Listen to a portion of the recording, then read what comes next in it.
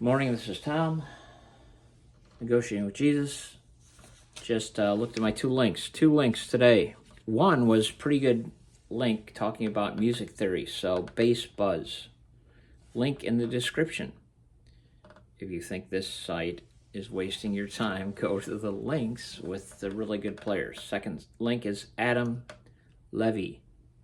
He's talking about the rule of 9, so it has to do with intervals. He's doing an interval lesson using the key of A. So A with an E shape.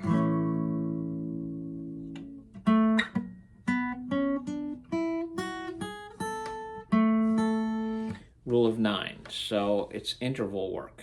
I have done my exercises this morning. So I do exercises and then I get to play. I saw a lot of videos saying no noodling. Noodling is when you're just playing and you're not practicing your skills. So everybody wants to play. Noodling is the goal.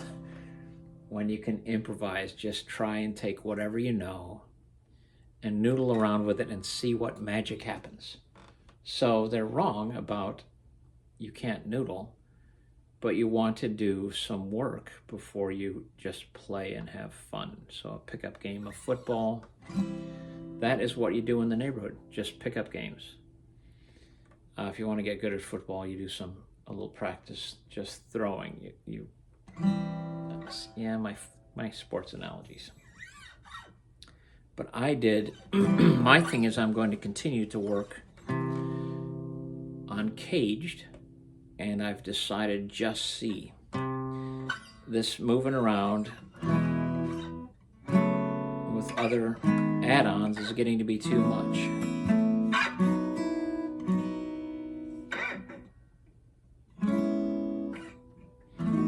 It's going to be too much, and I'm overloading. So I do my pentatonic scales. I know the caged system works with the 5 shapes, which in reality are 3 shapes. There's a D shape, which is seen in the C chord. There's an A shape, which is seen in the G chord. The same shape is played with the A, then flipped around, played with the G. So the A shape is kind of the same as the G shape. C shape and D shape, kind of the same. You can see it when you go an octave up.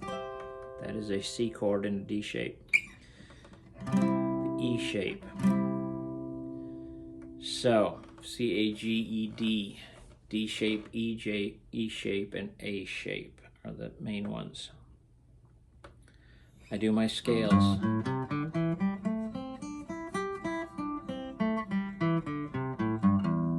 That has helped me. I get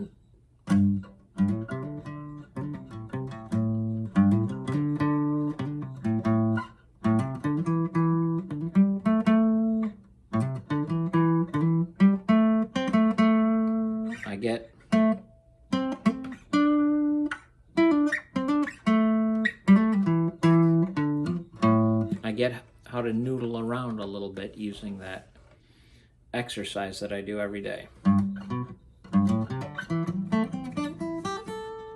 I know that if you move it up too, you play the scale of D, because you move a C up too, C sharp, D. Now you can't play all the open strings because everything has to move up. So the last thing I'm just going to point out today is revelation the other day. So I'm using the cage system and all these notes. There's just, I counted them the other day. There was, I think it was 39, 78 notes from here down. 78 notes. It just is overwhelming to me.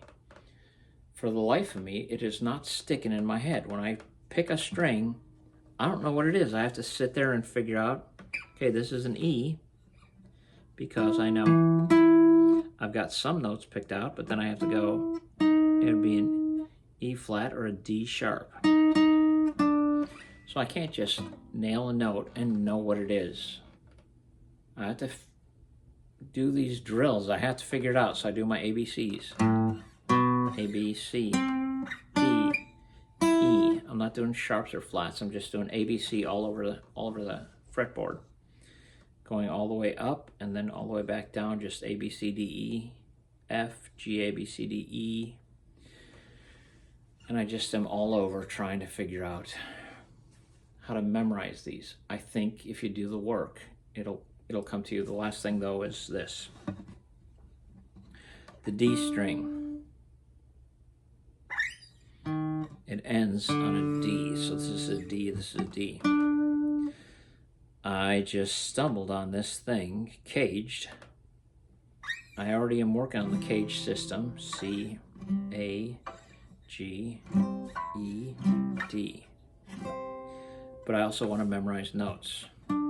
D, C, A, G, E, D. C, A, G, E, D. It might be something for me to grab hold of.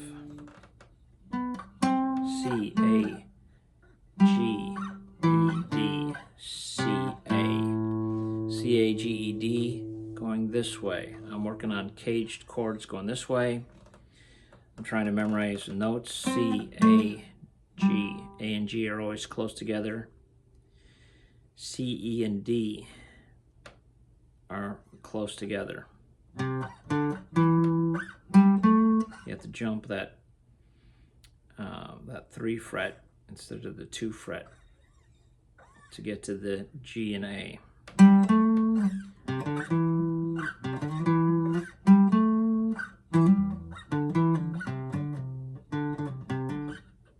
Another exercise I do is my caged.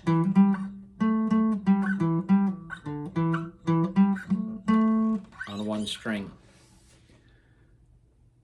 So the next thing I'm going to try and get these shapes. Because this pattern is the same.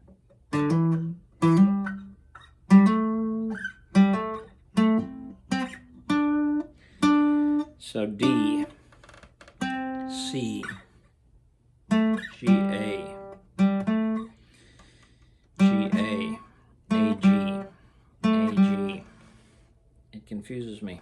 Going backwards and going forwards. G, A, C, D, G, A, D, E. Trying to memorize those little shapes. I'm going to keep practicing every day. Done my practice. I'm going to play some songs now. It's time for me just to play.